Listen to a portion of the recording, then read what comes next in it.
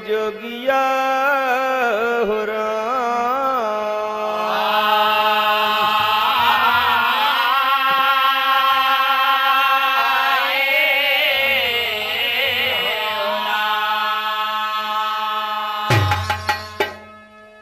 सरवन 12 बरस क भइले और घर में ब्याहे नार लइयौले, सेवा मात पिता क कैले दिन और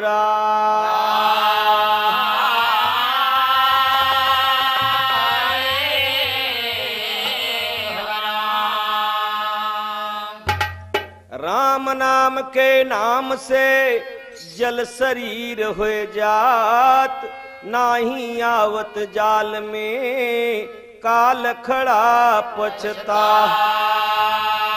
राम कहे कोढ़ी तरी जिनके तन नहीं चाम, सुंदर दहिया पाई के मनवा भजलो हरि का। राम नगरिया राम की बसत गंग के तीर, अचल राज महाराज की चौकी हनुमत बिरहा। सेवा कैसे के संसार में आज चर्चा है, सारे देश में परदेश में भी चर्चा है कि महतारी बाप को सेवा कैसे किया जाता है। कहना है रामा रामा रामा रामा रामा रामा जननवा जीव का काल होई गए ना। रामा रामा रामा रामा रामा जननवा जीव का काल होई गए ना। रामा रामा रामा रामा रामा जननवा जीव का काल होई गए ना। सरवन 12 वर्ष पलैया एन गवनवा जननवा जीव का काल होई गए ना।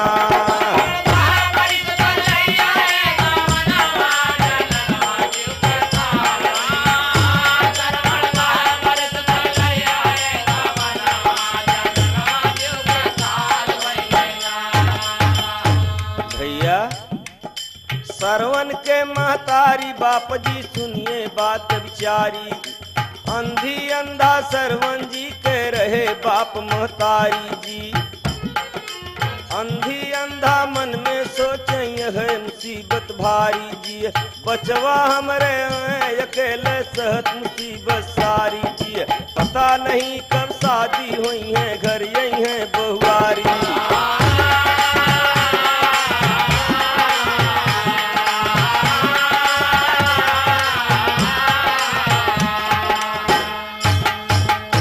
सुने वाले दोस्त, महतारी बाप दोनों अंधी अंधा सरवण जी के सोचत हैं बच्चा हमार अकेले सेवा करता, कहूँ पतो हुआ जाते तो और सेवा हमार बढ़ जात। यही बात पर शादी की।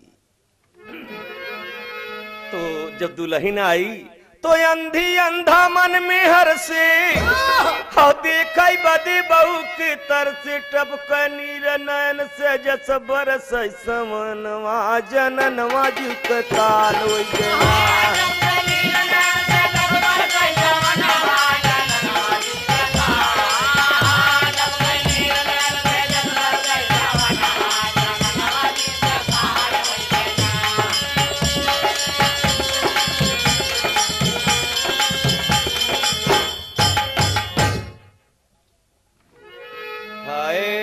अरे अंधी अंधा मन में अरसे, और देखई बदे बहू के तर से टपक नीर नयन से जस बरस समनवा जननवा जीव के काल होई गए ना।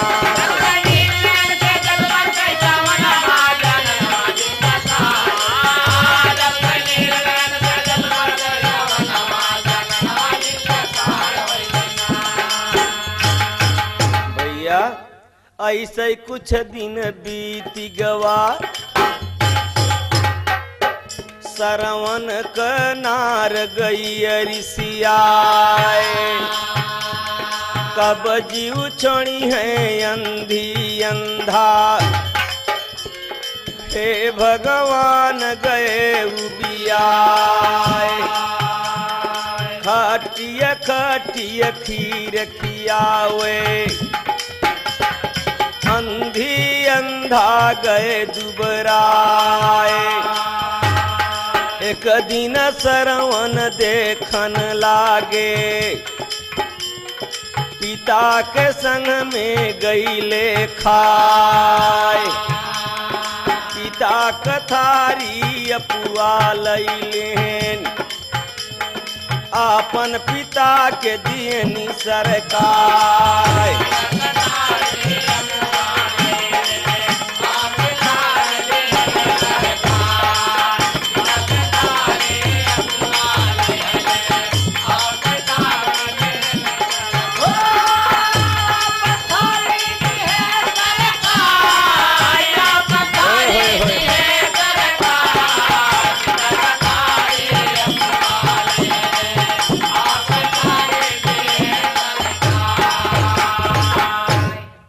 बाप महतारी वाले थारे में एकदम नमक, खट्टी खट्टी खीर और अपने पति के मीठा मीठा खीर दे। श्रवण कुमार जब बदल दे तो औरत बहुत नाराज बा। तो नारी बोली सुना पति और थारी बदला जिन मती नहीं होई है बेलनन कगम सनवा जनन मजुक काल होई देना।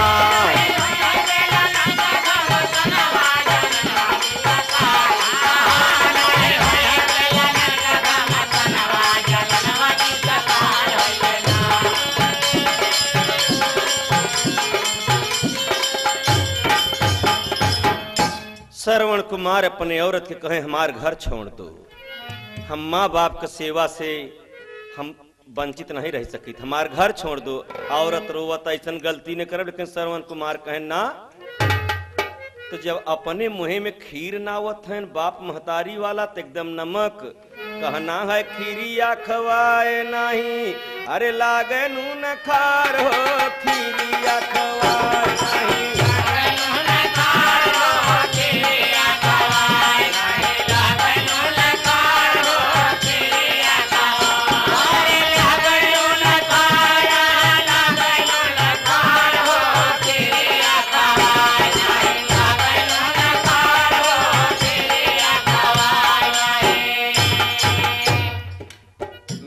कहत गलती माफ कर दे। श्रवण कुमार कहे ना, चल पहुँचाई दे बरू नई हरवा, चल पहुँचाई दे बरू नई हरवा, चल पहुँचाई दे बरू नई हरवा। अरे चल हम पहुँचाई दे तो के नई हरवा, और नाही कौन दिनवा दाई देबू तू जहरवा।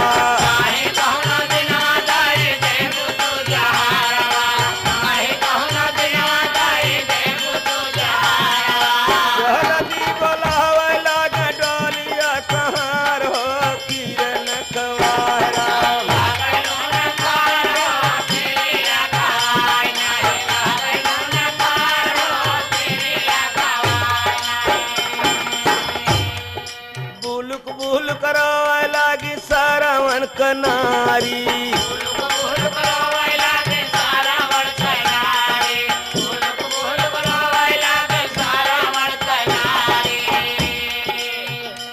हमार महतारी बाप अंधी अंधा रोए से काम न चले। अरे केतना मनावे लेकिन मान नहीं यार रे खीरिया खवाए नहीं।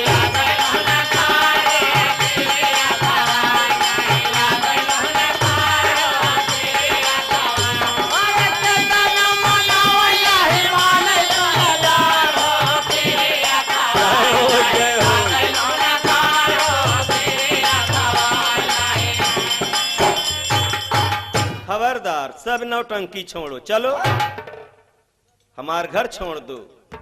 श्रवण कुमार बहुत नाराज हैं। होत का बच्चा ली गाई गोरी जब अपने नाई हरवा,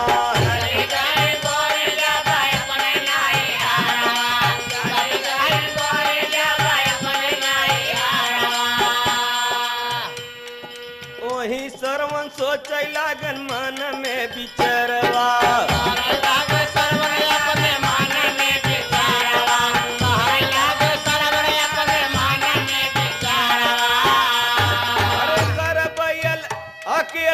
सेवा कर यही विचार हो खीरिया खवाए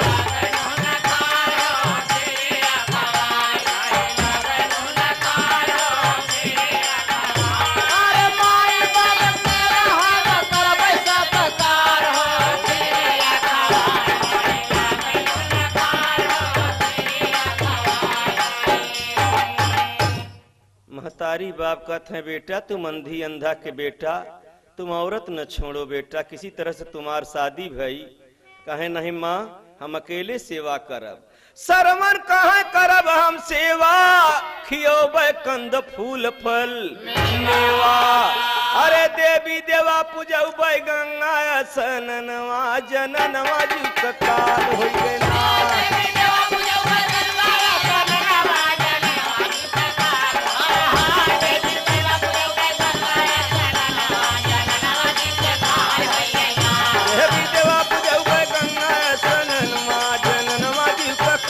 हो गए ना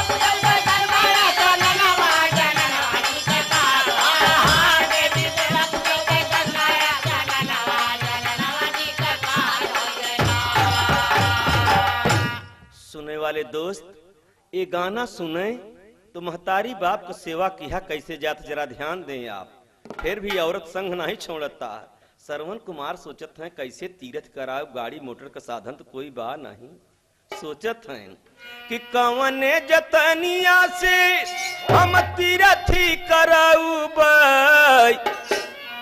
कवने जतनिया से अरे हम तीरथी कराऊ कि कठी लिहले बानी हो बनवा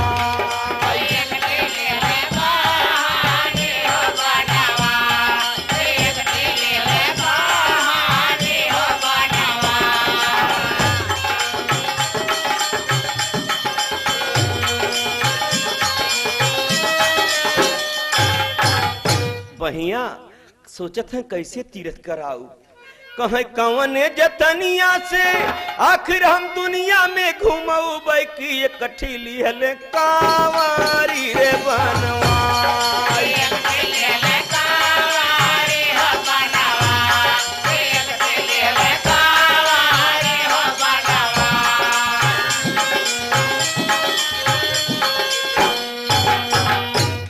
आगे पिताजी के अब पीछे माताजी के बैठाए कंधे पर लेके जाते हैं वाह सेवा भक्ति क्या है अरे चलत चलत एक दिन दोपहर होइगा जंगलों में अंधी अंधा गाई ले रे ये कुलाय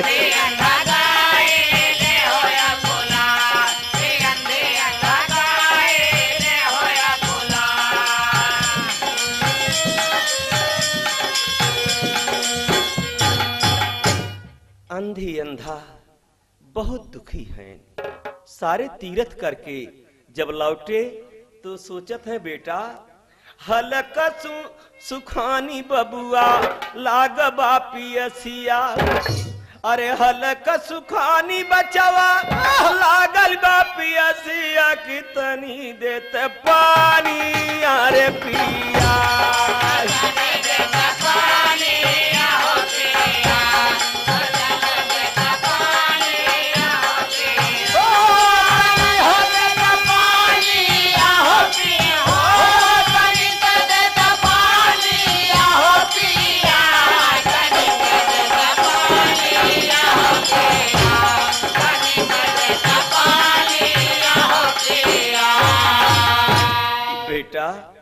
प्यास कुमारी हलक सुखी बा सरवन सोच लागन अपने मन में सोचो विचार आखिर कैसे दे पानी यारे मंगाई कैसे दे पानी कैसे दे पानी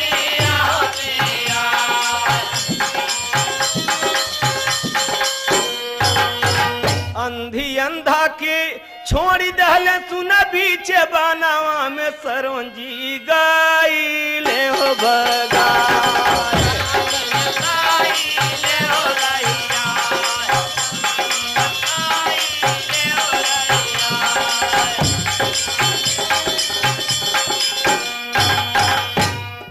सुनने वाले मित्र सरमन लाइक कमंडल भागे या सरजू नीर भरन जब लागे।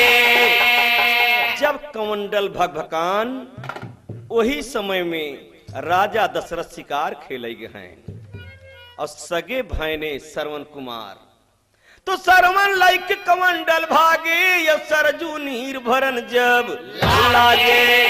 जब कमंडल का भभकाए की आवाज आए तो राजा शिकार खेले गए बिया बनवा जननवा जीव ककार हो गए।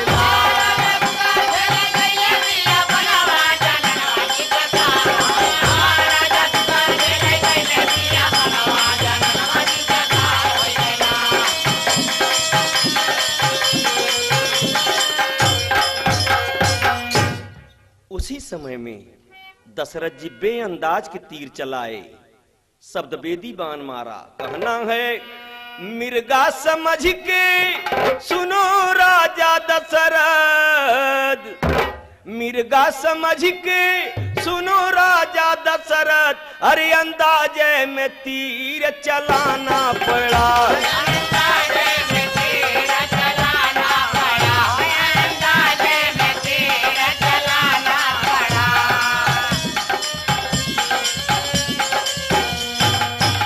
मिर्गा समझ के सुनो राजा दशरथ, अरे अंदाजे में तीर चलाना पड़ा, अंदाजों में तीर चलाना पड़ा। जब लगा बाण सरवन गिरे जल में, जब लगा बाण सरवन गिरे जल में, आहे राम की आवाज लगाना पड़ा। राम की आवाज लगाना पड़ा, राम की आवाज लगाना पड़ा।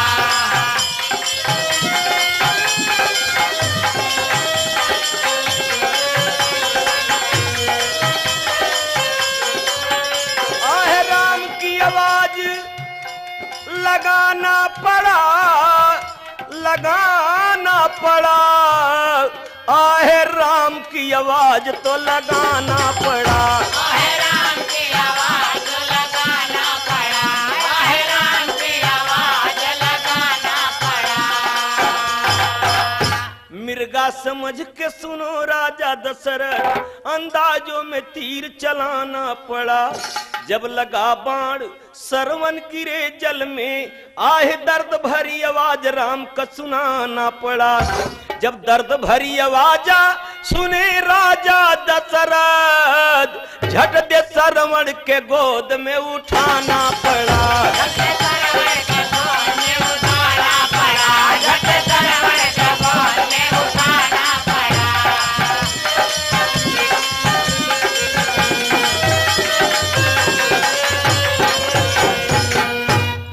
बाबू साहब कहना है दर्द भरी आवाज जब सुने राजा दशरथ, आहे राम की झट दे सरवण के गोद में उठाना पड़ा। तो रो के कहत है सरवण की मामा एक आ किया, प्यासे माता पिता मेरे अंधी अंधा, प्यासे माता पिता मेरे अंधी अंधा, नीर आपी को आज पिलाना पड़ा।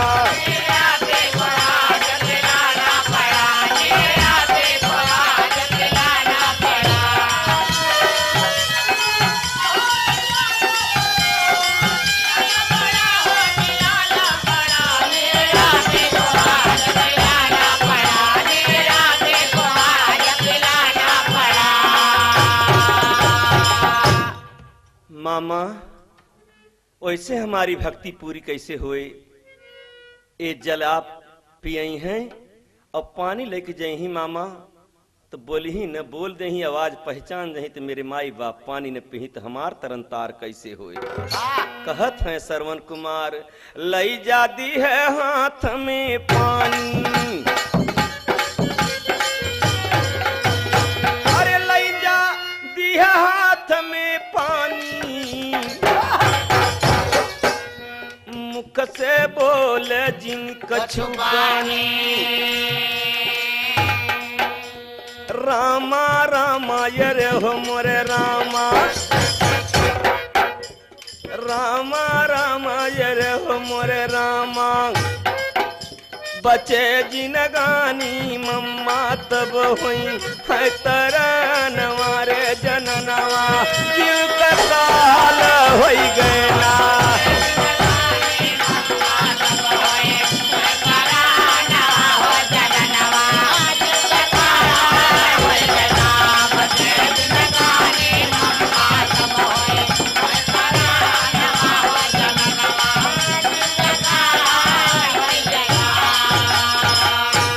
हमार जिंदगानी बचे मम्मा तब हमार तरन तार होए। कहत है श्रवण कुमार अंतिम में मरती समय कि मामा तो जल लई राजा जल्दी भागे, रामा रामा हो रामा।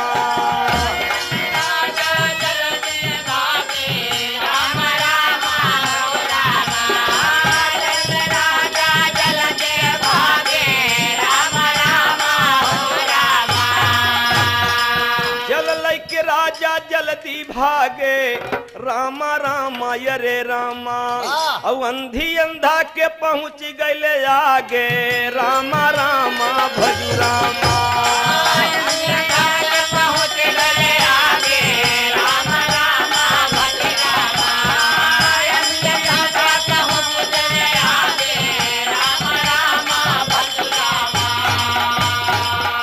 बाबू साहब श्रवण कुमार के महतारी बाप सोचते हैं कि बहुत देर हो गया मेरा बेटा नहीं आए।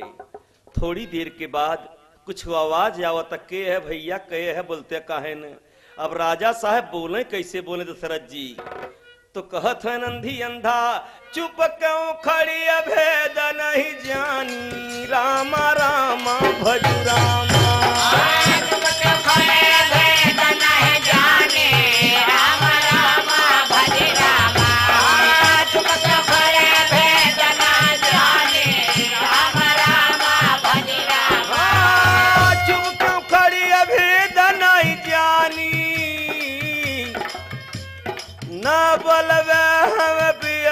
पानी रामा रामा भजू रामा।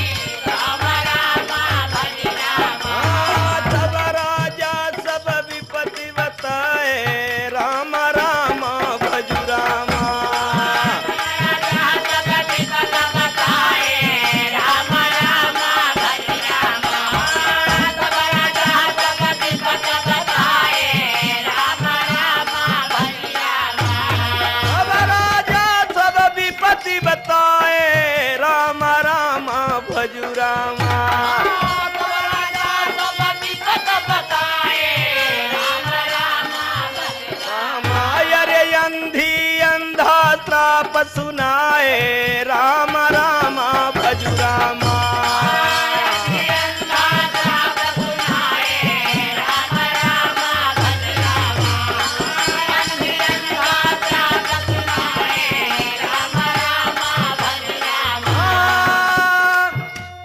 अंधी अंधा श्राप सुनाई राम रामा भजू रामा। पुत्र सुगमी जो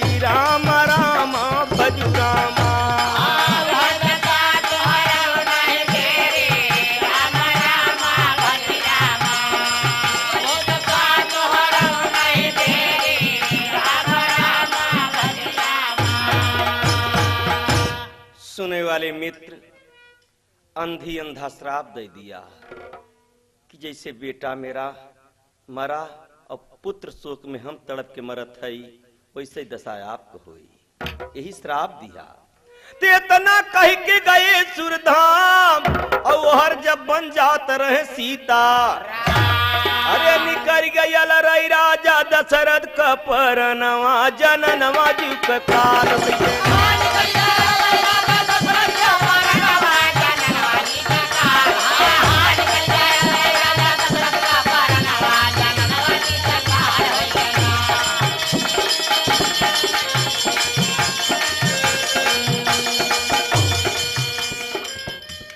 सुनने वाले मित्र, इसी पर कहना है, हरि जब बनवा गईले ना, निकरल दशरथ का परनवा, राम जब बनवा गईले ना, होए होए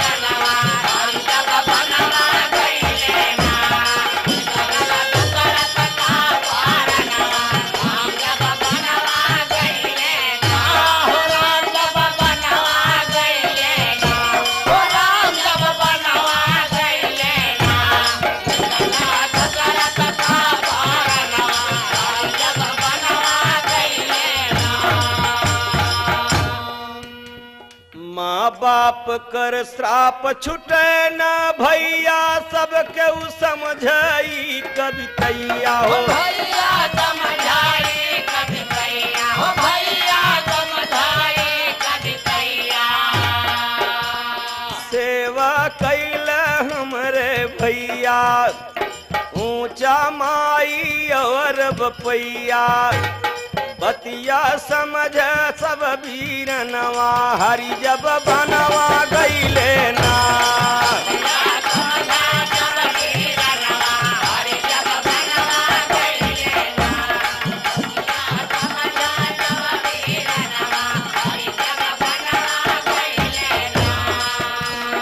जग में सेवा है महान, सरवन का लोग करें गुणगान, भगति लिखी गई सुनमान, पतिया समझ सब श्रीमान, जे के जाने जग जानवा, हरि जब बनवा गईले ना,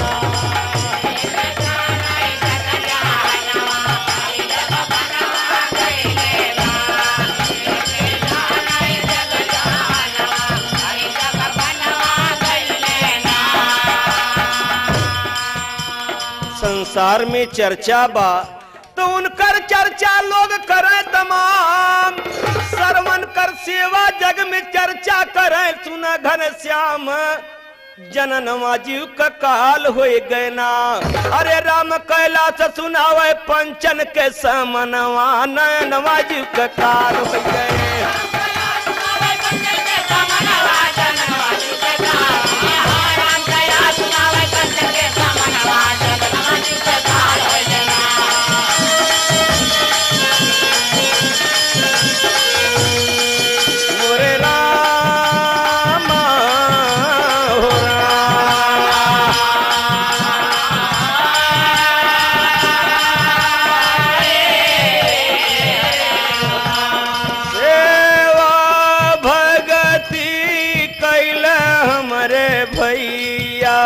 हो जाए नवरिया सबका पार,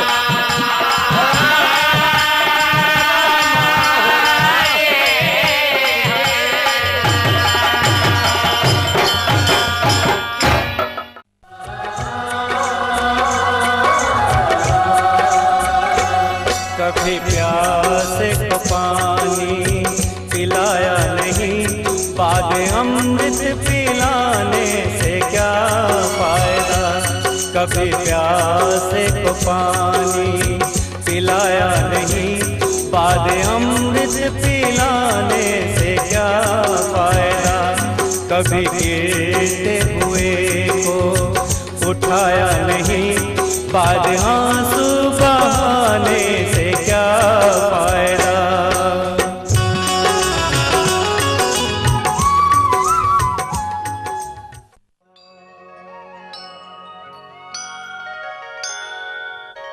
है धन्य तेरी माया जग में ओ दुनिया के रखवाले।